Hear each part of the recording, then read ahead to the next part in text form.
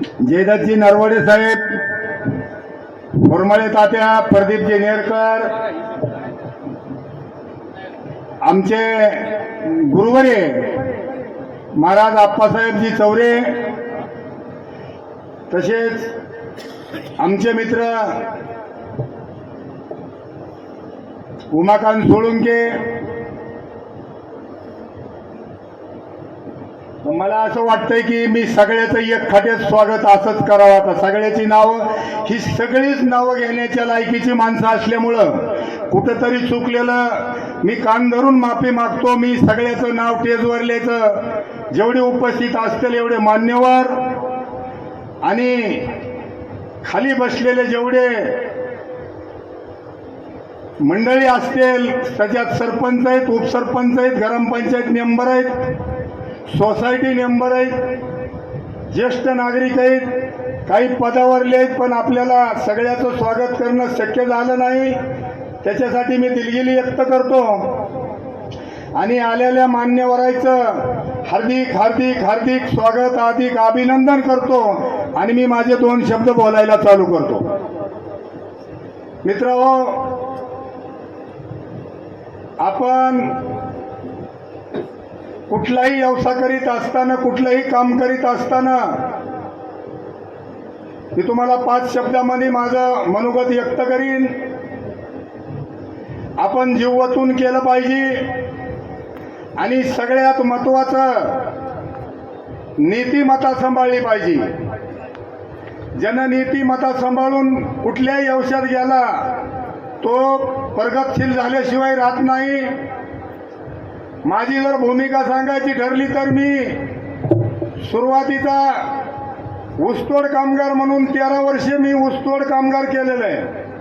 त्या ऊसतोड कामगार करीत असताना सुद्धा मला 7 कारखान्यांनी नंबर 1चा पुरस्कार मला कारखान्यावर बक्षीस दिलेलं आहे.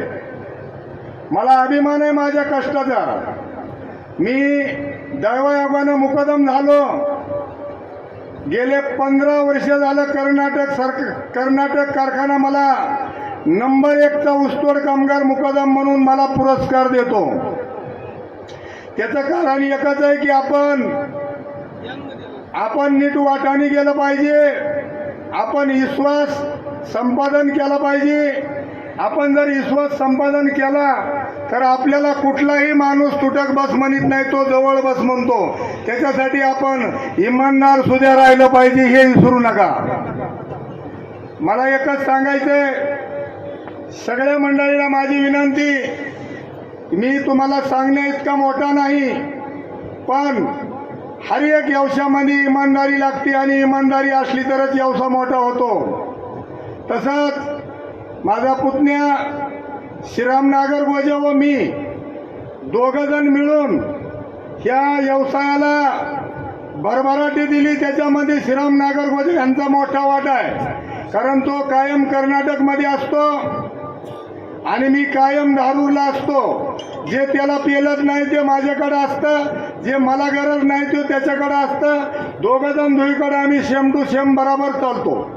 आणि मी जवळजवळ व्हायला राहून 15 वर्षाला माझ्या त्या पुतण्याचा वडील वारला, ती मी त्याला 3रा मुलगा म्हणून माझ्या परपंचामध्ये मी समाविष्ट करून घेतलं आणि आज मी त्याला या हॉटेलचा मालक म्हणून घोषित तुमच्या देखत जाहीर करतो. त्यानं असंच त्याच्या आतापर्यंत जसा राहिलाय तसंच त्यानं शेवटपर्यंत त्याचा प्रेम, त्याची इमानदारी, त्याचा विश्वास त्यानं असाच टिकवून धरावा. आणि मी आता माझे लांबत चाललेले 2 शब्द संपवितो. जय हिंद, जय महाराष्ट्र.